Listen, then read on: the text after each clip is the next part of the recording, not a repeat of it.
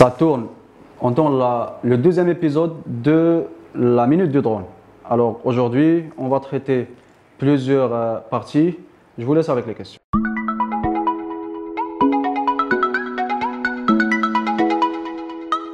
Historiquement, la première tentative a été faite par des Américains. Et malheureusement, ils ont réussi à fabriquer un drone, mais qui ne décollait pas.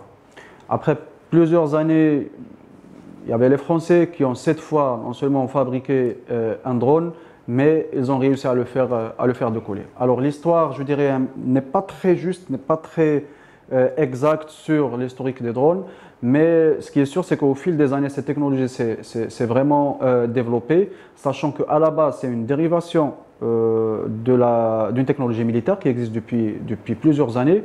Et grâce au développement et plusieurs recherches qui ont été faites par plusieurs structures, aujourd'hui, nous profitons de drones civils que nous voyons aujourd'hui, que nous utilisons bien sûr dans plusieurs secteurs d'activité.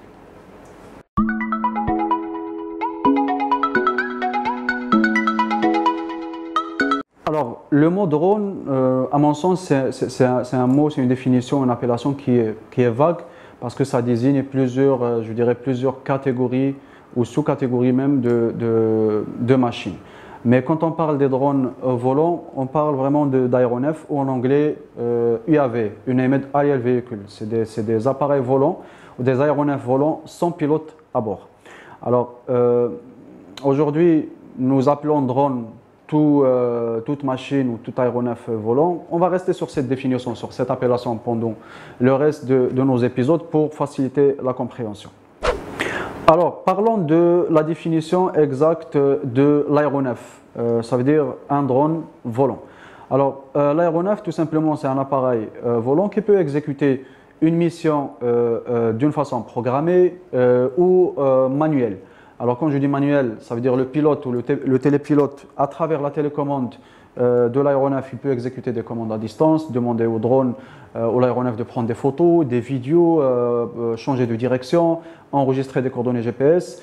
Comme aussi nous avons la possibilité de demander à ce drone d'une façon automatique d'exécuter un ensemble de missions d'une façon vraiment indépendante. Ça veut dire au préalable, on enregistre dans sa mémoire une liste de requêtes ou des ordres à exécuter et il pourra bien sûr la faire pour nous et retourner au point de départ. D'ailleurs, c'est pour ça qu'on parle de drone en général parce qu'il peut être autonome, il peut exécuter vraiment une multitude de tâches sans vraiment l'intervention de l'être humain. Voilà.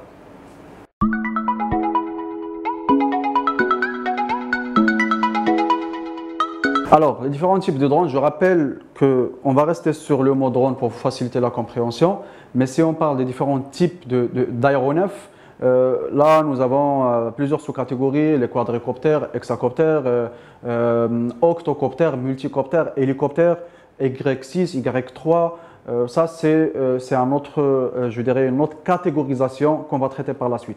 Mais si on reste dans le terme général qui est le drone, on peut parler des drones volants, qui sont les aéronefs, on peut parler des drones sous-marins, on peut parler des rovers, c'est ce qu'on appelle les voitures électriques, ce sont des drones aussi. Alors nous avons plusieurs catégories aujourd'hui qui peuvent exécuter des missions selon le besoin bien sûr de l'utilisateur. Mais les plus connus, je dirais, c'est les drones volants, les drones terrestres et les drones sous-marins. Voilà.